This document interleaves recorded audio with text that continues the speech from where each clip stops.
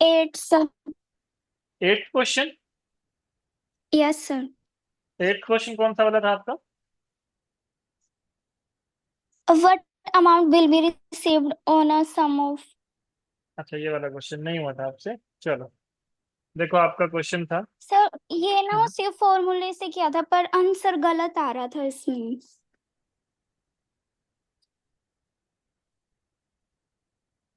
एक मिनट कर लेते हैं, कोई नहीं।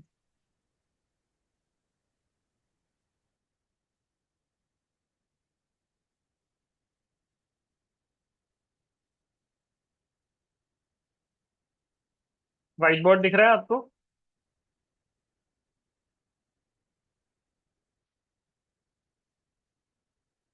यस ज्योति? नो। Yes sir. ठीक है। देखो, आवाज आ रही है ना आपको प्रॉपर? Yes sir. डन। देखो, आपको बोला था कि क्वेश्चन था आपका कि what amount will be received on a sum of rupees 1750 in 2.5 years if the interest is compound at the rate of 8% per annum। ठीक है? कि आपको क्या बोला है यहाँ पे कि क्या अमाउंट जो है वो आप रिसीव करोगे एक सम पर, सम यानी कि एक प्रिंसिपल अमाउंट पर, और वो प्रिंसिपल अमाउंट कितना है आपका? 1750। ठीक है? 750। टाइम कितना दिया है आपको? 2.5 ईयर्स। अब आपको बोला है 2.5 ईयर्स, या फिर आप इसको लिख सकते हैं 2 of 1/2 ईयर, है ना? अब आपको लगे if the interest is compound at the rate of 8% per annum. 8% यानी कि आर कितना दिया है आपको? 8%। अब देखो, अगर आपको याद होगा तो मैंने आपको एक फॉर्मूला लिखवाया था कि जहां पे आपको फ्रैक्शन ऑफ टाइम दिया है, यानी कि n of a by b की तरह जो है वो आपको क्वेश्चन दिया है, यानी कि टाइम पीरियड आपको इस तरह से दिया है, तो उस क्वेश्चन में जो है वो आप किस तरह से जो है वो आप इस वैल्यू जो है वो आप निकाल सकते हैं, है ना? तो यानी कि आपको अमाउंट निकालना है।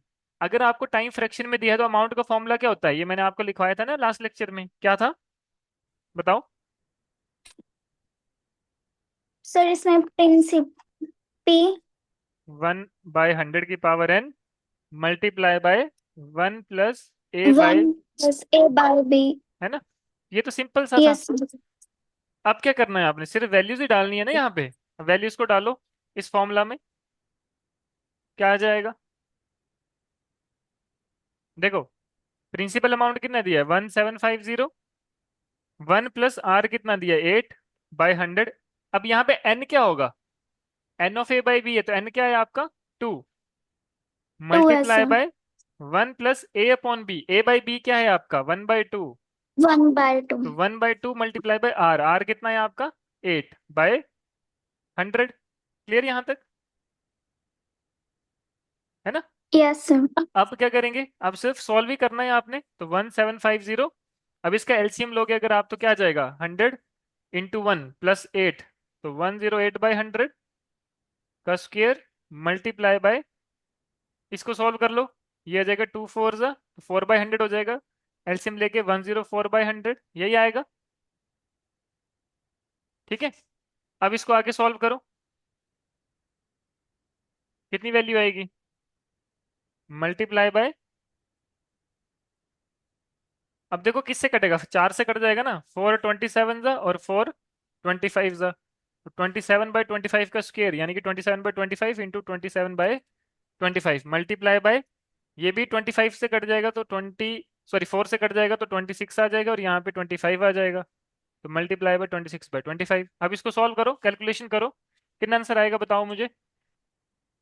आपका नियरली आंसर आएगा 2122.8, अमाउंट की वैल्यू आ जाएगी ये। क्लियर ज्योति? Yes sir. लगा पता ना कैसे करना है? Yes sir. और कौन सा डाउट था आपका, और कौन से क्वेश्चन में डाउट था? सर 12। ट्वेल्थ क्वेश्चन में। चलो ट्वेल्थ क्वेश्चन करते हैं अब।